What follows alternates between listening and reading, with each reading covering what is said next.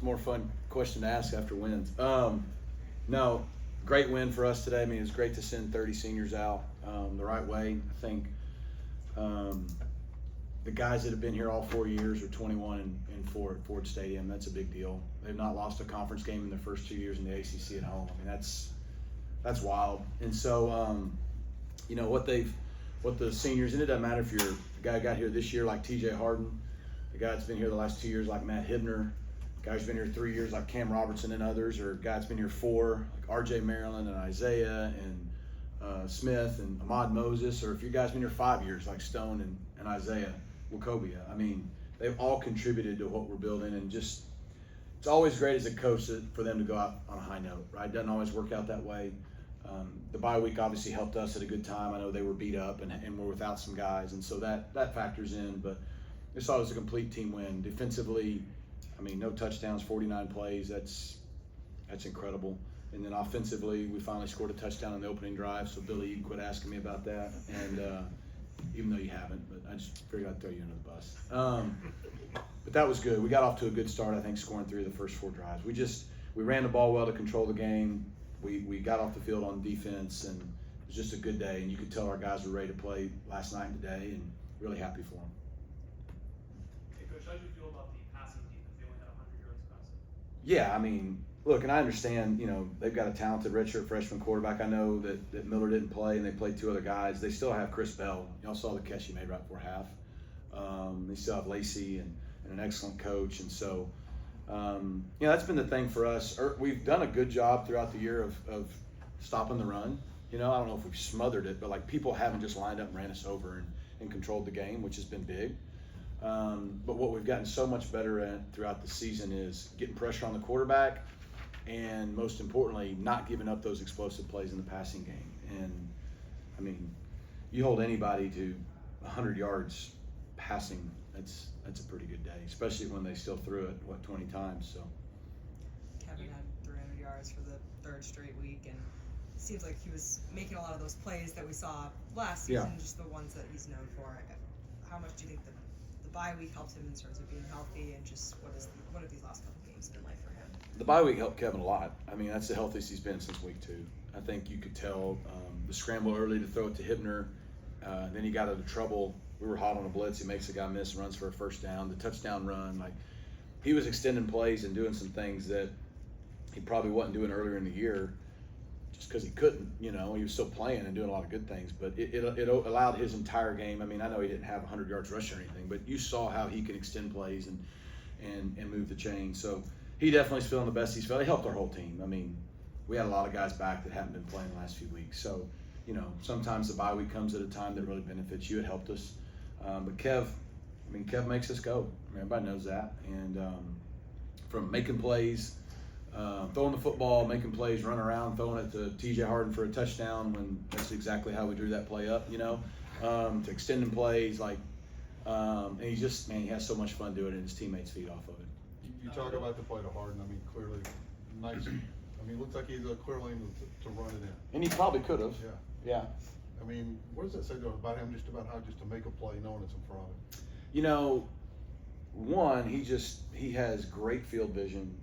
And when you can see the whole field as a quarterback, and then you have the experience he has, you're in total control. Like, and when you're like Kevin, you have, especially when you're healthy, you can escape trouble, right? Where maybe some guys can't.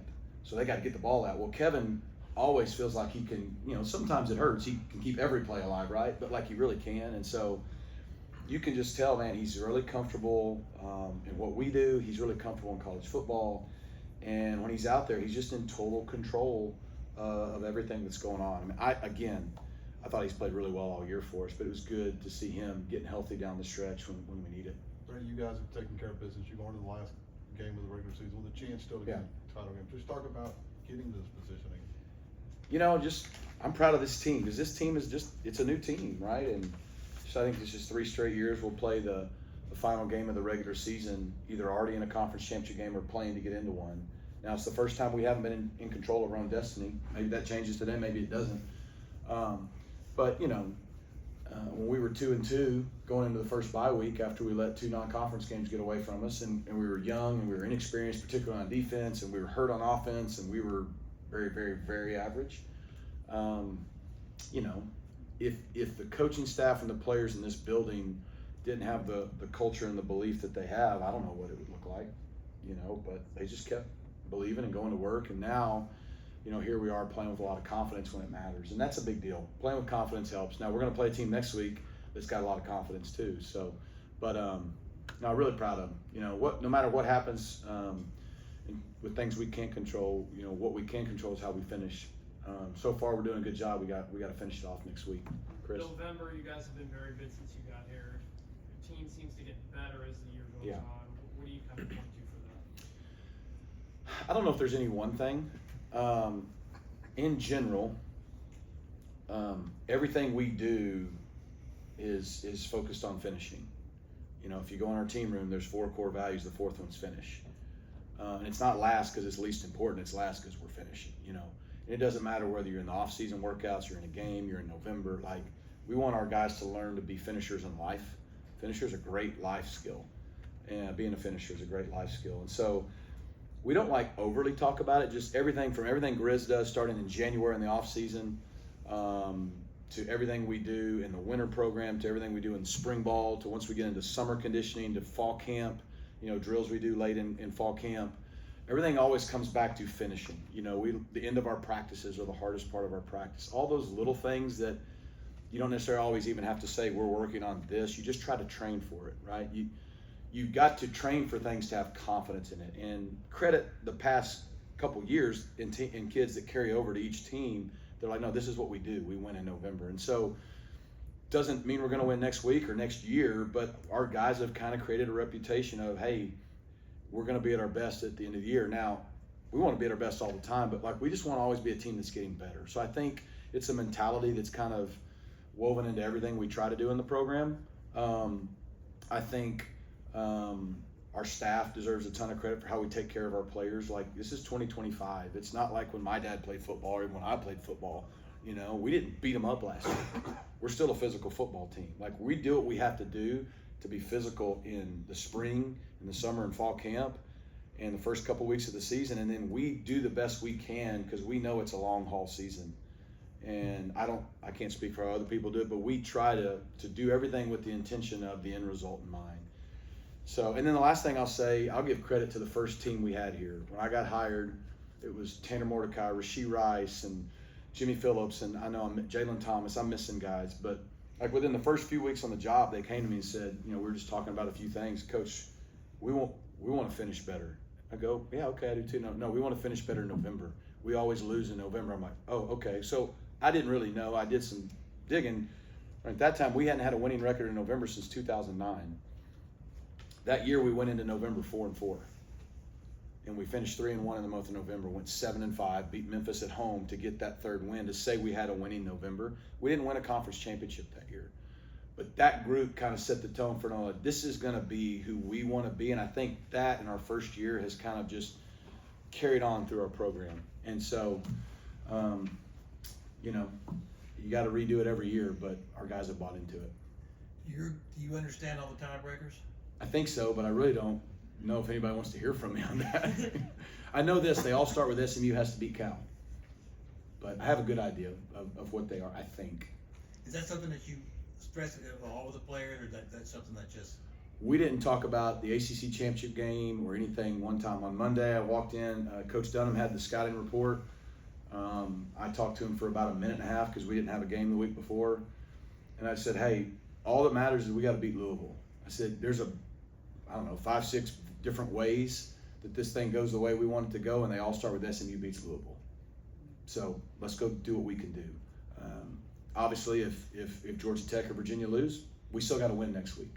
If they don't, we need some help. We got that help last night. I think we've gotten that help today, but there's a long way to go in all that. So, you know, going into last week, I'm sure our kids aren't dumb. They're going to be looking it up and all that, but they've done a good job this far in being focused on what's right in front of them. And so we'll come in tomorrow. We'll start getting ready for Cal. We'll have our team meeting Monday morning, and no matter what, we're still going to be in it, and we got to go beat Cal for anything else to matter. So we try to focus on that and simplify it best we can. A couple of big 3rd down conversions on that opening drive. Yeah. That helped you guys finish. Yeah. 9 of 13 overall on third downs. What was working so well today in that regard? 'Cause You know, second straight game. I think the fact that we were running the ball well, we didn't have, did we have one or maybe two 3rd and 10 pluses? I mean, most of it were somewhere between that 3rd and 3 to 7 range, and that's a big difference, right? I mean, it's a difference on how the defense plays you. It's a difference on the options you can do. You can run it, you can throw it. They don't know if you're going to run it because you may be thinking 2 downs. I think our staff put a great plan together, and I think because we could run the ball, we were in more advantageous situations, and our guys executed. I mean, the reason Louisville's been really good on defense this year, you saw it again today, they don't give up a lot of explosive plays. And even the ones they do, other than that last late run, like, we didn't score on them. And so we had to drive the football.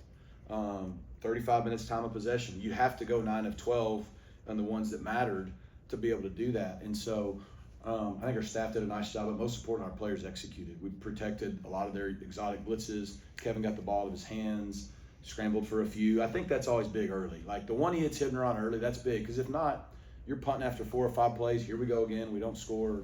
You get to keep asking your question, all that. He scrambles around, makes a great throw. Matt makes a great catch. I believe that was 3rd and 7, and we end up scoring on the drive, right? So a fast start doesn't guarantee you're going to play well, but it sure helps.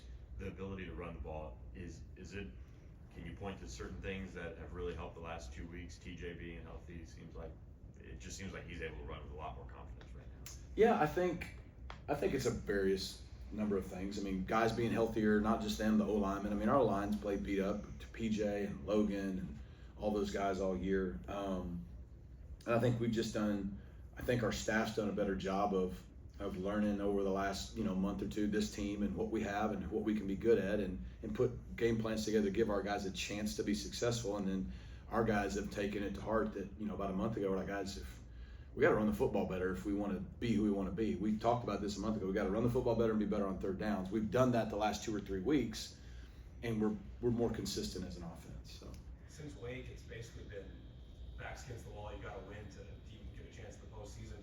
Why do you think they've responded so well these 3 games? Obviously playing kind of the best they have all year. yeah, because they're close. They love each other. It's a family. It's not fake family. It's real family. Guys care about each other. They have each other's back. They trust their coaches. They trust their teammates. The coaches trust the players. You don't win and you don't respond well to adversity in the season just because I come in one day and have a good speech in the team meeting room. We win because of what we do January through August. January through August, we set a foundation that'll hold up through the good and the bad throughout the season. And some years you have more good and some years you have more bad, right? This year we've had more bad early and more injuries, but the guys never flinch because they believe in everything that's going on, and belief's the most powerful thing you can have. But it happens because of relationships, and it takes time. And whether it's guys that have been here or whether it's all these new guys, I mean, we brought in a lot of new guys, and they bought right in. And so, yeah, I mean, that's football. Every game is that way, right? There's ups and downs, even days where you have better days like today. There's still times in the game where it's a critical moment and it doesn't go your way. Like, you got to respond. So our guys just credit our leadership on our team, but I just think it goes back to how our staff and our players, starting in January to August, what we emphasize, and it doesn't start with X's and O's. Coach. I noticed you mentioned Hibner's good catch. One of the things I noticed this game and several games this year is there's a lot of times where because Jennings is in control, but he doesn't, the ball isn't always 100% perfect on the spot, but the receivers, they make it perfect every time they go and they make the play. Is that due to Coach Likens just establishing that mentality that you're going to make it right every time as much as you can? Yeah, it's a good observation. I mean, Coach Likens, Coach Woods, Coach Coop, those guys that have the running backs, tight ends, receivers. I mean, we talk all the time about contested catches because in big-time college football or NFL, contested catches. I mean, every now and then you get a guy wide open, great. But, like, contested catches and not just catching it when it's perfect, right? So, yeah, I think they played a lot together. They drill a lot. And I think it goes back to Kevin, like, you can't be perfect as a quarterback. If you try to be perfect, you're not going to be very good. Like, you've got to be willing to just kind of play free. But what he does a nice job is if he gives them chances.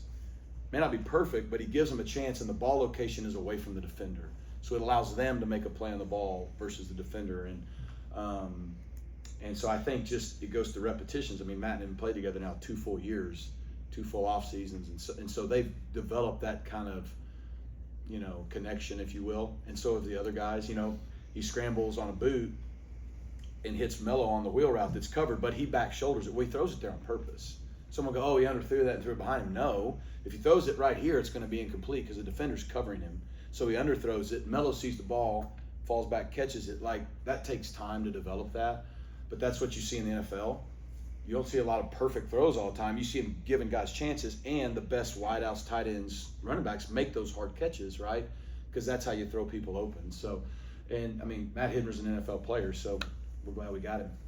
To go off of that a little bit, 9 different guys caught passes today, including Charlie Pfizer completing a pass to Keaton Cheeves. What does that say about the depth in the skill positions, and also how important are guys like Charlie and Keaton to this football team? I'll start with the last part. Guys like Charlie, Keaton, all those guys. I mean, of the 30 seniors, we have probably 10 to 12 guys who don't play a ton of snaps, but mean just as much of this program, both internally with the culture, both in practice and all those things. So it's good to see those guys get to play. And we had a lot of them play their last game today at Ford Stadium.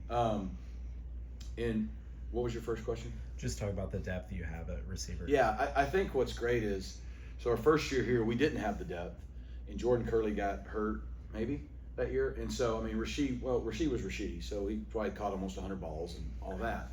But the last 3 years, I mean, we've had good receivers, and we've had really good tight ends, and we've not maybe had guys lead the conferences and stat sheets because we don't force feed the ball, right? We call the plays, we play fast, we spread the field, and Kevin just is like a point guard and just is distributing the ball where it needs to go. And so some days this guy has a big game, some days this guy has a big game. We try to put them in position as much as we can, doing what they're all good at. And I think the guys deserve credit because they're bought into winning first. Do they want stats? You bet. But they're bought into winning first. And now for 3 years, they've seen it work. So it's like, well, yeah, sure. Like Matt Hibner could lead the league as a tight end. He could probably lead the country in catches, yards, and touchdowns if we forced the ball to Matt Hibner. He really could. I'm telling you, the guy's an NFL player. And if they don't draft him, they're idiots. So, but someone will, because there's not a lot of idiots out there in the NFL. But he doesn't care. He just plays. He's a great blocker. And so they all bought into that team mentality. I mean, guys, Ymir Knight's block on Melo's little kind of bubble was elite. And then a few plays later, he catches a touchdown. You know what I mean? And so it takes time, and guys have to really be selfless at a time where they're being told by everybody to get yours. But they've started to learn that, man, if I do my job, the ball's going to come to me. And when it does, I make my play. And so I think that makes you harder to defend. Long-winded answer for you. But when they know, like we know the ball's got to go to Chris Bell today. Okay, he still had a good day, but like it helps us shade the coverage that way.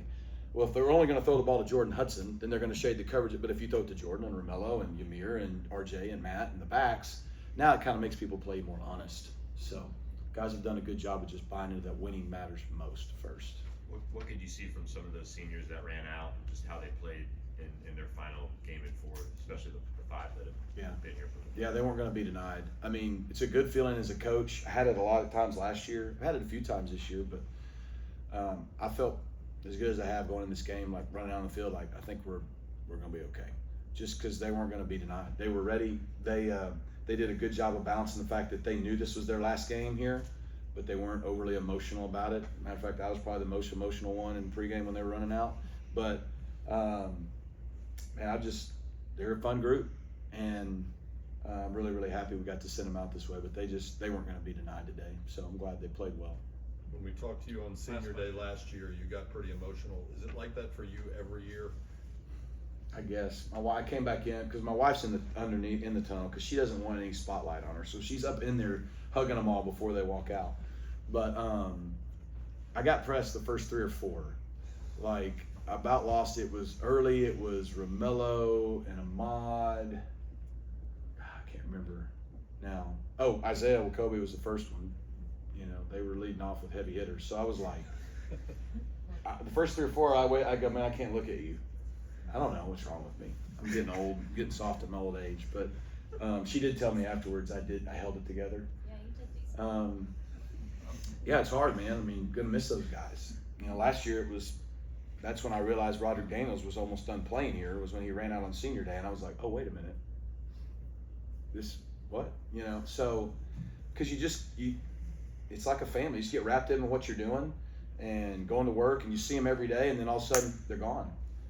And but it's our job to send them out. So hopefully they all said they would do it again in a heartbeat. And I'm gonna stop talking because I'm getting emotional now. And Chris told you no more questions. So all right, thanks everybody.